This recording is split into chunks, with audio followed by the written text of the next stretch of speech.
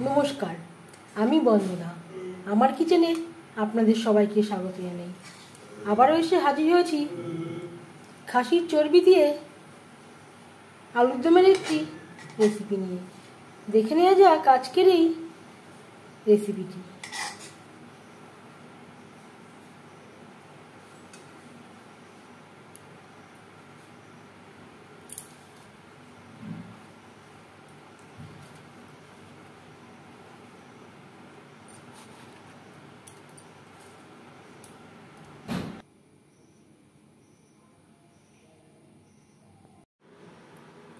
খাসির চর্বি দিয়ে আলুর দম তৈরি করতে এখানে আমি নিয়েছি খাসির চর্বি, যেটা আমি ছোটো ছোটো টুকরো করে কেটে নিয়েছি আর পরিষ্কার করে ধুয়ে নিয়েছি।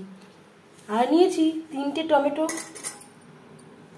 5-6টা পাকা লঙ্কা, 4-5টা পেঁয়াজ, 1টা রসুন। এর একটা পেস্ট তৈরি করে নেব।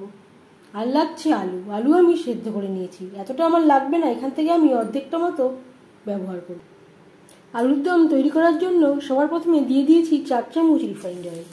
দিয়ে দিলাম একটা তেজপাতা, 1 চামচ পাঁচফোড়ন তেজপাতা ভেজে নেওয়ার পর দিয়ে দেবো পেঁয়াজ। এখানে আমি 2টো পেঁয়াজ কুচি করে অ্যাড করলাম আর 3টে বেটে অ্যাড করব।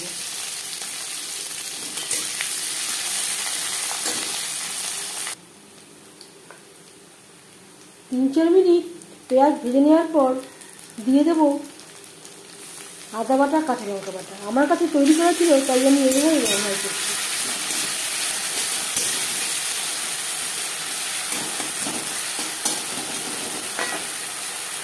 আর দিয়ে দেব রসুন, পেঁয়াজ, টমেটো, পাকা লঙ্কার পেস্ট। আপনারা চাইলে একসাথেও বেটে নিতে পারেন।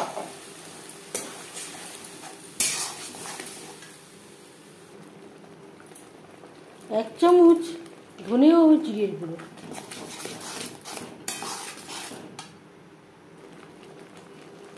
পরিমাণ মতো হলুদের গুঁড়ো, স্বাদ মতো লবণ।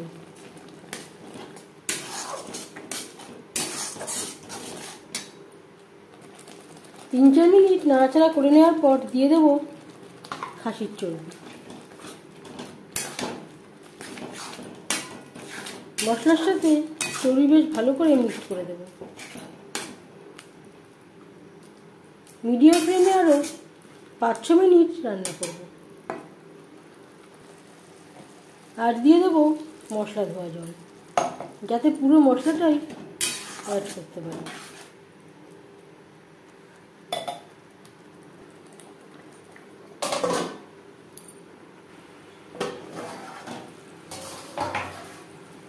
প্রায় 8-9 মিনিট হতে যাচ্ছে।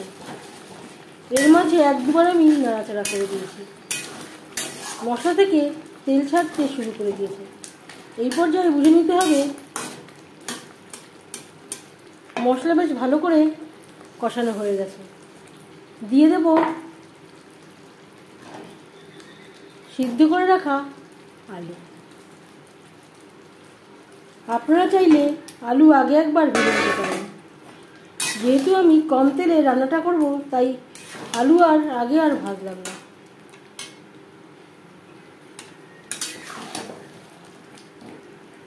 বেশ ভালো করে মিক্স করে দেব। হাই টু মিডিয়াম ফ্লেমে 4-5 মিনিট রান্না করব।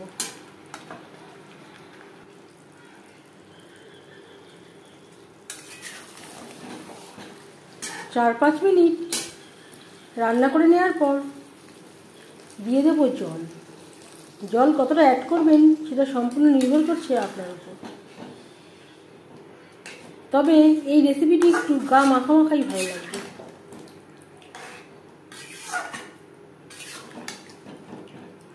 গ্রেভির সাথে 3-4 মিনিট রান্না করব। আরও 4-5 মিনিট হাই টু মিডিয়াম ফ্লেমে রান্না করে নেওয়ার পর দিয়ে দেবো ড্রাই রোস্ট করে রাখা কাসুরি মেথি। আর দিয়ে দেব সামান্য পরিমাণে বিরিয়ানি মশলা। হাফ চামচ গরম মশলা পাউডার,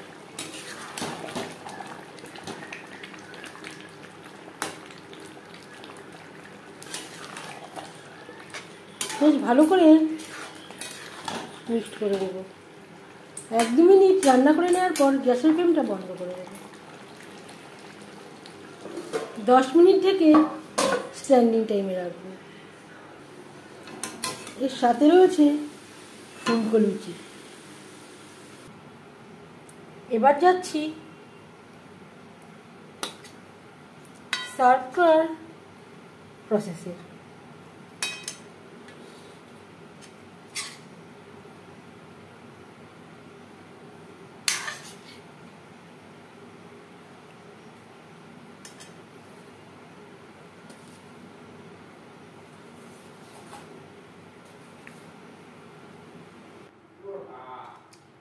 এই রেসিপিটি কেমন লাগলো অবশ্যই জানাবেন কমেন্টের মাধ্যমে। যদি এই রেসিপিটি ভালো লেগে থাকে লাইক করবেন, শেয়ার করবেন, সাবস্ক্রাইব করবেন আমার চ্যানেলটিকে, বেল আইকনটা প্রেস করে দেবেন। যখন আমি নতুন ভিডিও আপলোড করব তার নোটিফিকেশান সবার আগে আপনার কাছে পৌঁছে যাবে। আপনারা সবাই অনেক অনেক ভালো থাকবেন। এই ভিডিওটি দেখার জন্য ধন্যবাদ।